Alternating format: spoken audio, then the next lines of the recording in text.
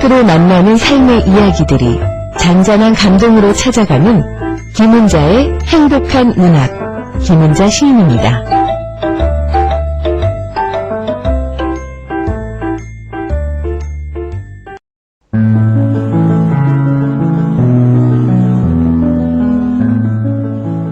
김은자의 행복한 문학.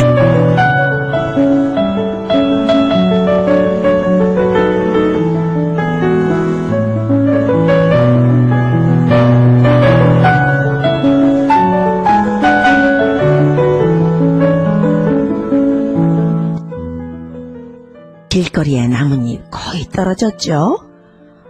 겨울채비를 마쳤다는 얘긴데요. 여러분들의 겨울채비는 잘 하셨는지요? 준비를 마친 나무들이 참 당당해요. 그렇게 바람과 맞서고 있는 11월의 중순입니다. 나뭇잎을 다 떨궈낸 모습이 장엄하다고나 할까요? 용맹스럽다고 할까요?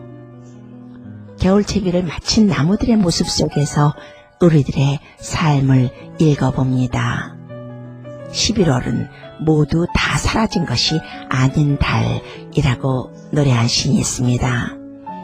빛고 온 사랑의 추억이 남아있네. 그대와 함께한 빛났던 순간, 지금은 어디에 머물렀을까? 어느덧 혼자 있을 준비를 하는 시간은 저만치 우두커니 서있네. 그대와 함께한 빛났던 순간 가슴에 아련히 되살아나는 11월은 모두 다 사라진 것은 아닌 달. 빛고 온 사랑의 추억이 나붓기네. 라는 정희성 시인의 시를 되새겨봅니다.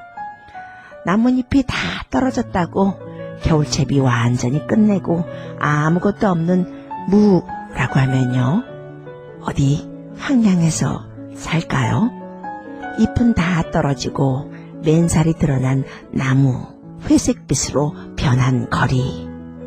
그러나 지난 여름에 빛고 온 사랑의 추억이 남아있고 또 함께했던 순간이 있었고 그 모든 것들이 아련히 되살아나기에, 그 시간의 뒷모습이 있기에 애달프면서도 따뜻하게 점여오는 모두 다 사라진 것이 아닌 달이 11월이 분명합니다. 그런 11월에 문학으로 행복해지는 행복한 문학, 오늘도 함께합니다.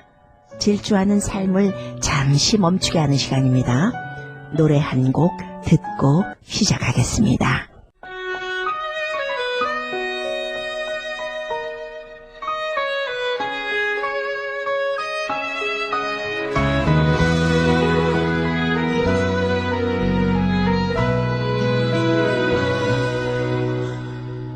뭘 믿은 걸까?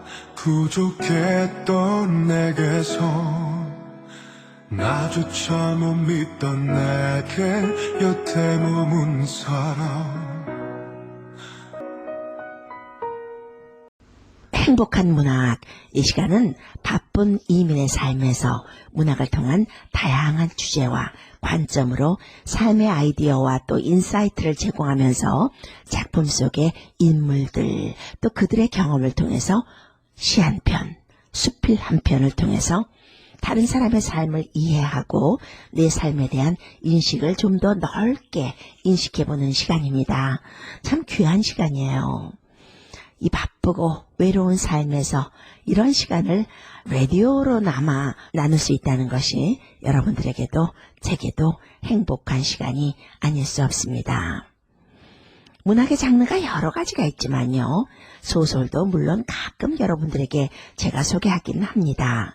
그런데 길어서요, 이 짧은 시간에 다 여러분들과 나누기가 좀 아쉬운 면이 있어서 주로 여러분들과 나누기에 한계가 없는 체험문학인 수필, 그리고 시 등을 주로 소개하고 있습니다.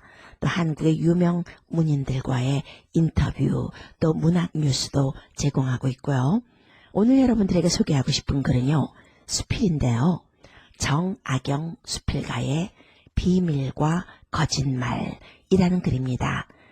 수필 낭독하고 돌아오겠습니다.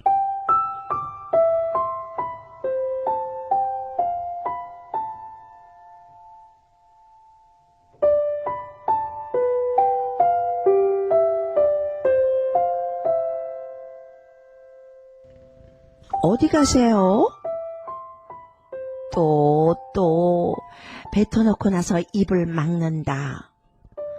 나는 입버릇처럼 이 말을 자주 한다. 같은 아파트에 사는 그럭저럭 안면이 있는 사람을 만나도, 엘리베이터 안에서 누군가 만나도 이 말을 한다. 그러면 상대는 상황에 따라 대답이 달라진다. 시장 가요 라고 말하는 이도 있지만, 멋쩍어 얼버무리다가 1층에다 황급히 내리는 이도 있다. 내 취향이 특이해서 남의 사생활을 파고자 하는 것은 절대 아니다. 단지 오래된 습관일 뿐이다. 나름대로는 더 가깝다는 친근함의 표시이기도 하다. 며칠 전이다. 술 한잔 하자는 친구의 전화에 신이 났다. 9시 30분.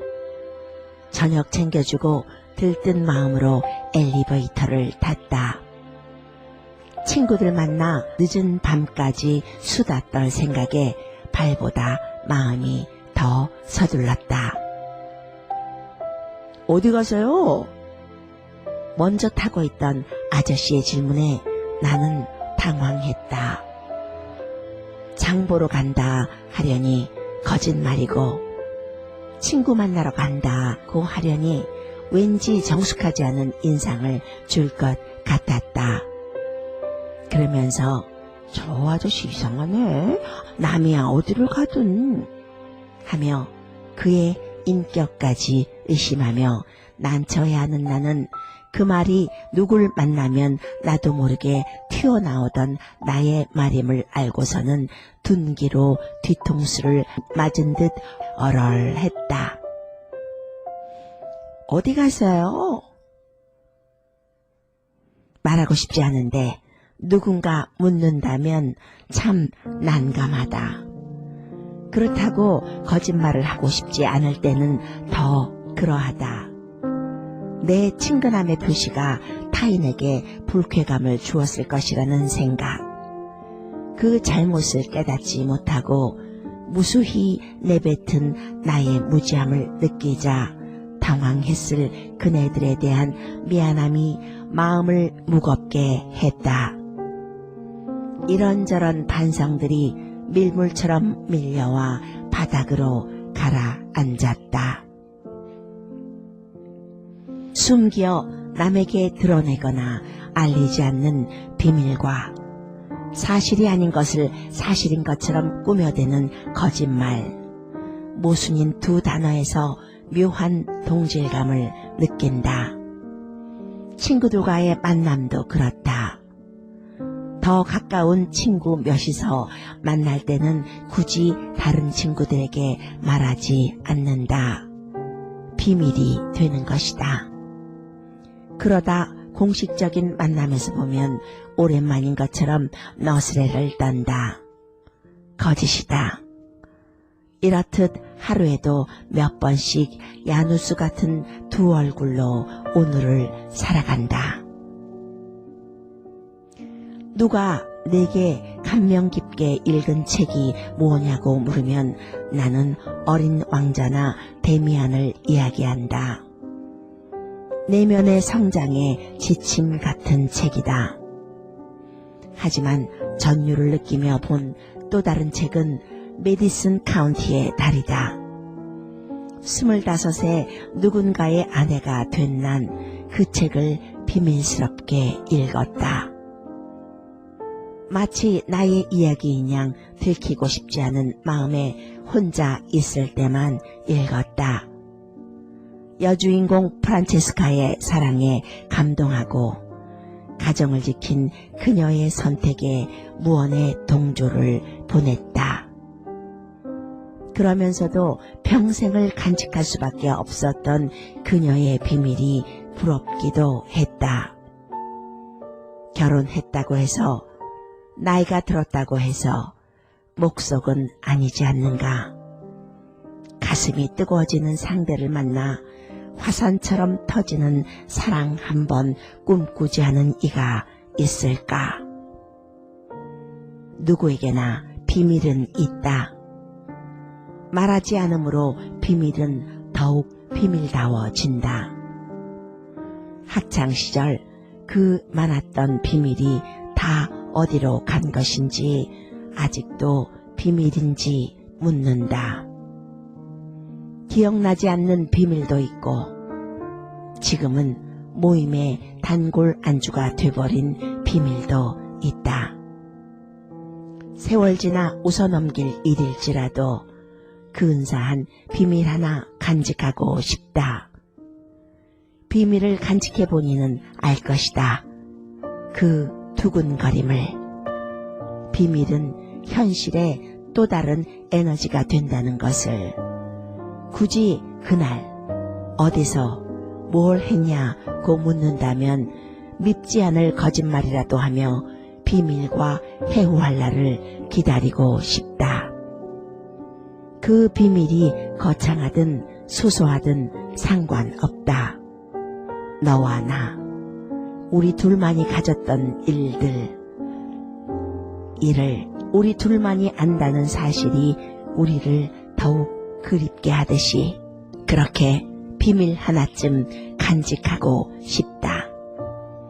비밀은 그 특별함만으로도 당분간 화창할 것이다. 가끔 혼자 웃기도 하겠지. 비밀은 나만의 작은 섬이니까 그렇게 비밀을 담근다. 공간이란 온기에 시간이란 유산균을 첨가하여 밀봉해두면 맛깔스럽게 익어서 세월 앞에 감칠맛을 내놓을 그 무엇이다. 지금 나의 비밀은 숙성되고 있는 중이다. 어머, 오늘 참 멋지네요. 서울은 비 온다는데 여긴 후덥지근하죠. 사생활 침해 소지가 있는 인사말을 바꾸기 위해 의식적으로 내가 하는 말들이다. 잘못을 알면 고쳐야 한다고 아이들에게 말하면서 실천하지 못한 적이 더 많다. 찰나 같은 만남 속의 짧은 한마디는 긴 시간 여운이 되어 행복하기도 우울하기도 할 것이다.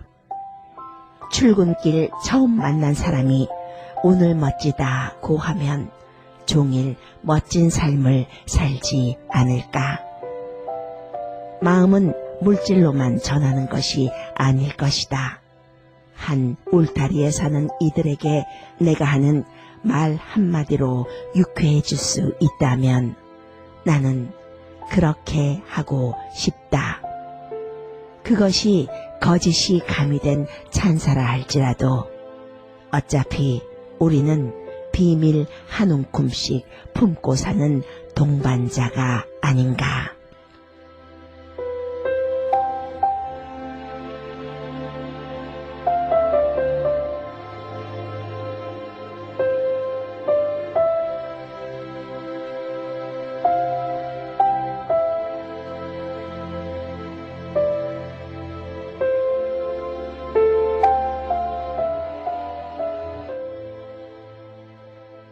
비밀과 거짓말 사이에서 고민해 본 적 누구나 있을 것 같아요.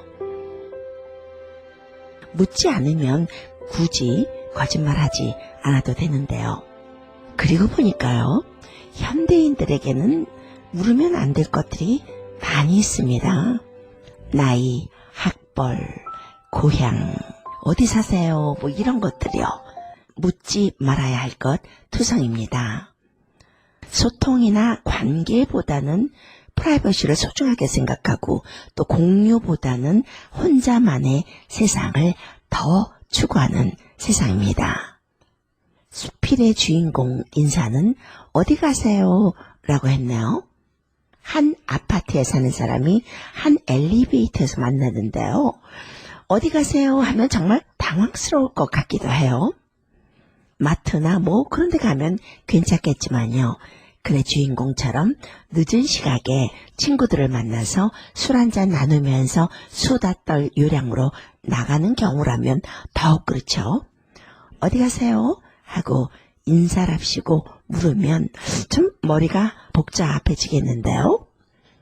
그런 거 보면 미국인들의 인사가 현명합니다. 인사가 날씨가 많잖아요. 가장 먼 얘기이기도 하면서 생활 속에 가장 가까운 얘기가 날씨 얘기입니다. 인종을 불문하고 한 아파트에 살면서 한 엘리베이터에서 만났을 때 어디 가세요?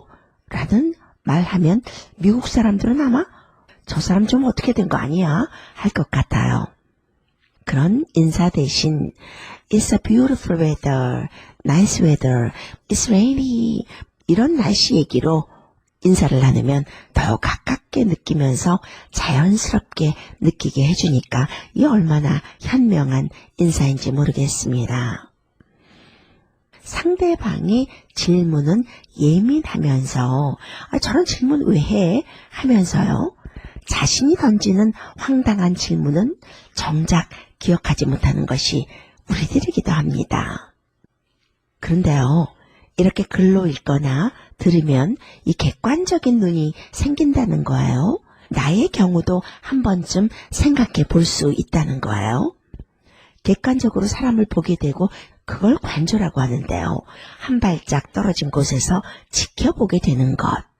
그럴 때 반성을 하게 되는 거고 또 성찰도 하게 되는 거고 나빴던 관계를 회복되는 계기가 되기도 합니다.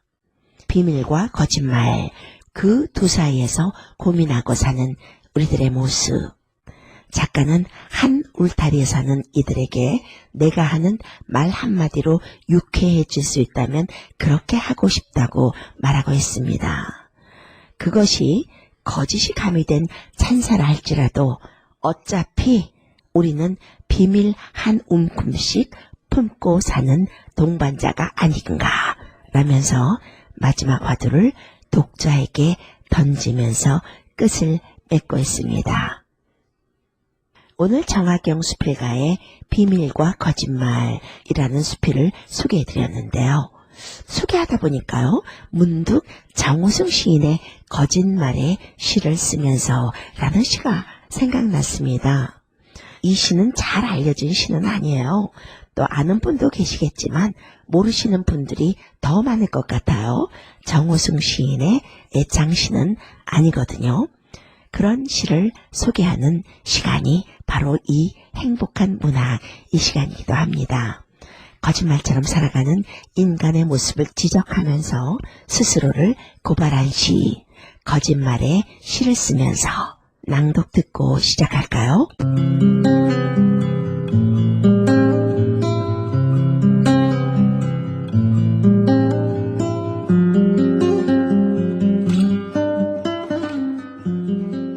거짓말의 시를 쓰면서 정호승.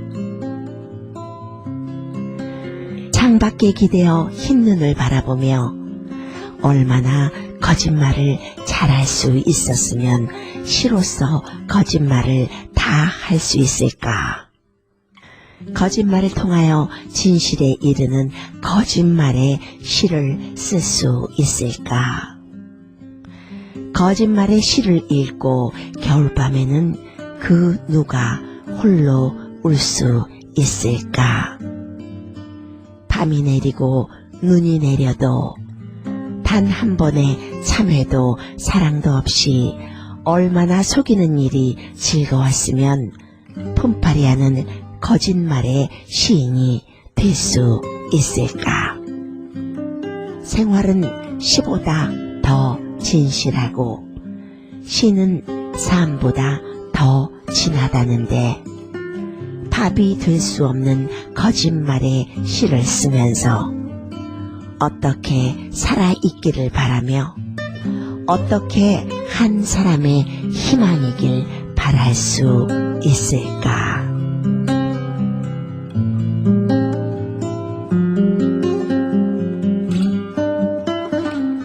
좀 전에 놔뒀던 정화경 수필가의 비밀과 거짓말.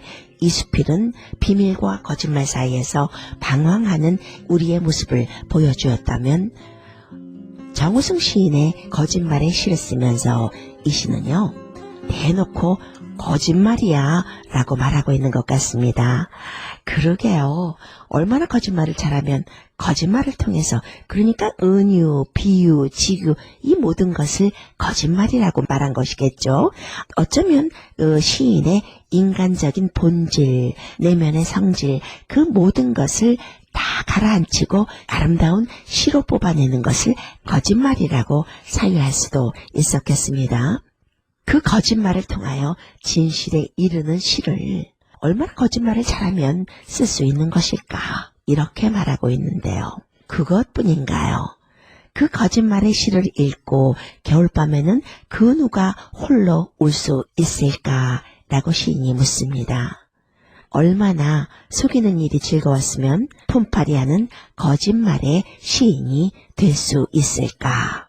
생활은 시보다 훨씬 진실한데, 시는 삶보다 더 진한데 밥이 될 수 없는 거짓말의 시를 쓰며 살 수 있을까라고 스스로 묻고 있습니다.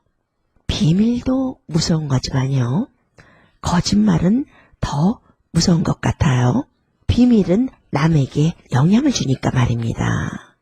같은 점은 비밀도 거짓말도 언젠가는 밝혀진다라는 사실입니다. 오늘은 여러분들에게 수필 한 편, 시 한 편을 소개해드렸습니다. 여러분들도 거짓말과 비밀 사이에서 고민해 본 적 있으시죠? 비밀로 힘들어하고 거짓말로 분개하며 사는 것은 아닌지요. 평온한 초겨울 맞으시기를 바라면서요. 문학으로 행복해지는 1660 AM K라디오 문학 프로 행복한 문학, 여기서 접겠습니다. 김은자였습니다.